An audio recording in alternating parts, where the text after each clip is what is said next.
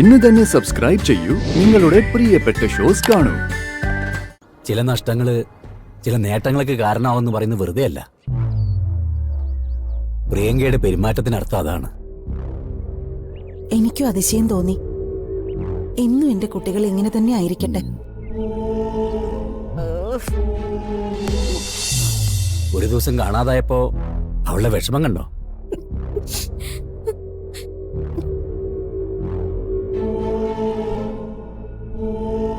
മോളെ, ഞാൻ ഇത്രയും സങ്കടപ്പെട്ട ദിവസം ഇല്ലമ്മ. ഇവര് രണ്ടുപേരും തിരിച്ചു വന്നില്ലെങ്കിൽ പിന്നെ ഞാൻ എന്ത് ചെയ്യാനാ? അച്ഛാ, ഞാൻ ചേച്ചിയെ കണിമംഗലത്ത് കൊണ്ടുപോയിക്കോട്ടെ. എന്തിനാ അത് വേണ്ടെന്ന് തീരുമാനിച്ച ദേവൻ നിൽക്കുന്നത്? ഇനി നീയായിട്ട് ആ തീരുമാനം തിരുത്തണ്ട. മുത്തശ്ശി, അവിടെ എല്ലാരും ചേച്ചി കാത്തിരിക്കുക. മുത്തശ്ശിക്ക് അറിയാലോ അവിടെ എല്ലാവർക്കും ചേച്ചി എന്തോരം ഇഷ്ടമാന്ന്.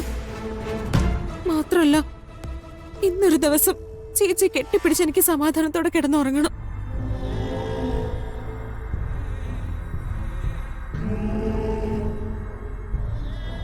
വരുൺ, അച്ഛനോടൊന്ന് പറ.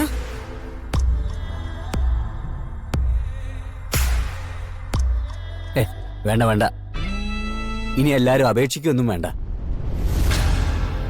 ഇപ്പൊ നീ കാണിക്കുന്ന സ്നേഹമല്ലേ, ആ ഒരു സ്നേഹത്തിന് വേണ്ടിയല്ലേ എല്ലാ മനുഷ്യരും പാടുപെടുന്നതും കഷ്ടപ്പെടുന്നതും ഒക്കെ.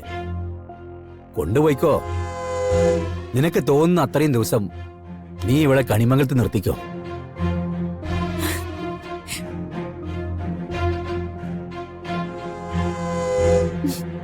അല്ല, ഞാൻ പോകുന്നില്ല.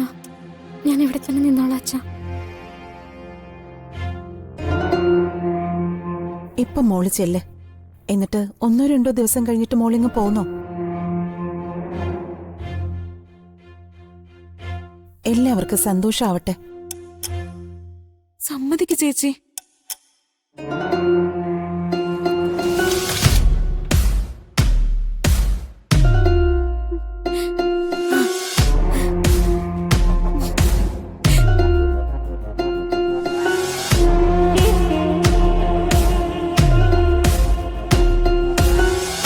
വരും.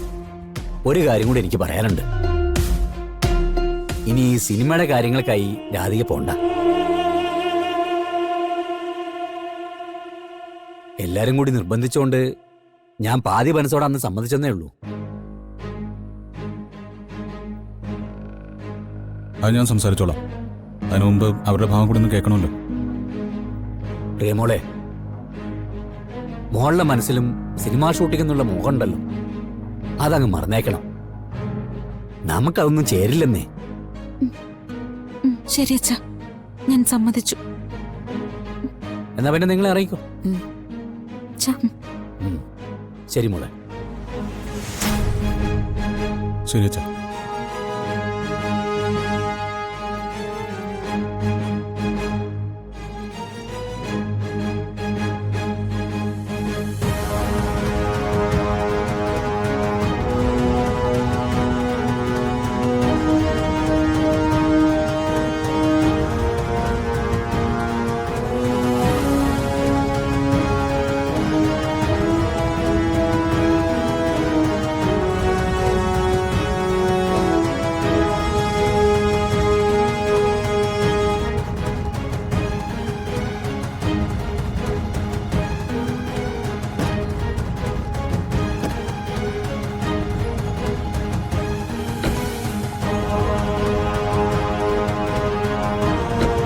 ഇവളെന്തിനാ ഈ നാശത്തിന് വിളിച്ചോണ്ട് പോകുന്നത്? സ്വന്തം ജീവിതം അപകടപ്പെടുത്താൻ ഇത്രയ്ക്ക് ആവേശം കാണിക്കുമോ?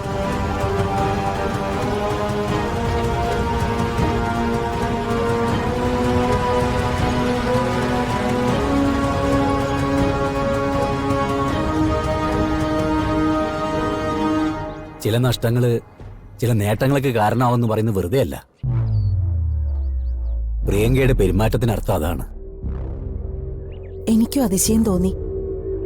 എന്നും എന്റെ കുട്ടികൾ ഇങ്ങനെ തന്നെ ആയിരിക്കട്ടെ.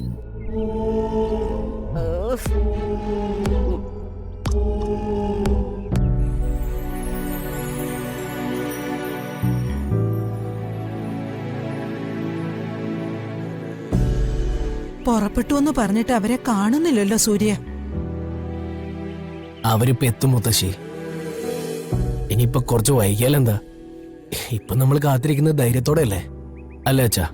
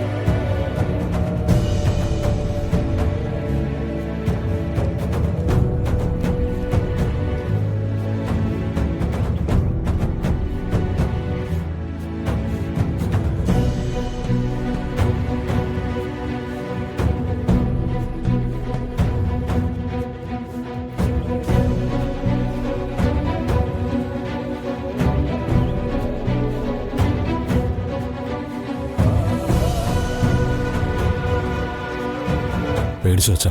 ഇല്ലടാ, എന്റെ മനസ്സ് കല്ലും മരവും കൊണ്ടാണല്ലോ.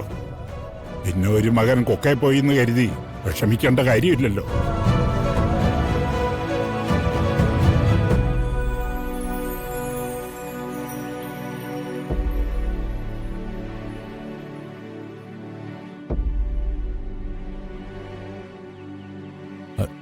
കൺമുന്നിൽ നിന്ന് അങ്ങ് കൈവിട്ടു പോകുന്നത് നോക്കി നിൽക്കാൻ പറ്റിയില്ല.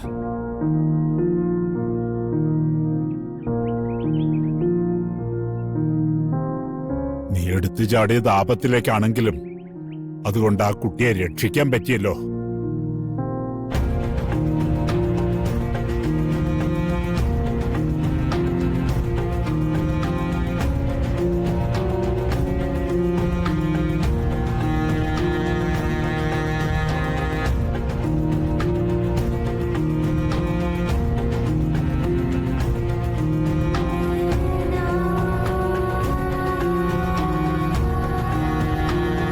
എന്താമേ ഒരു അനക്കം പോലും ഇല്ല നിൽക്കുന്നത്?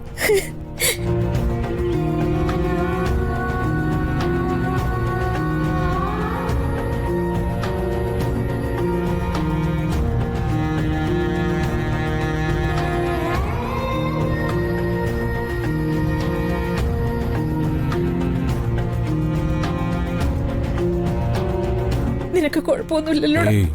എന്താ മേഡം?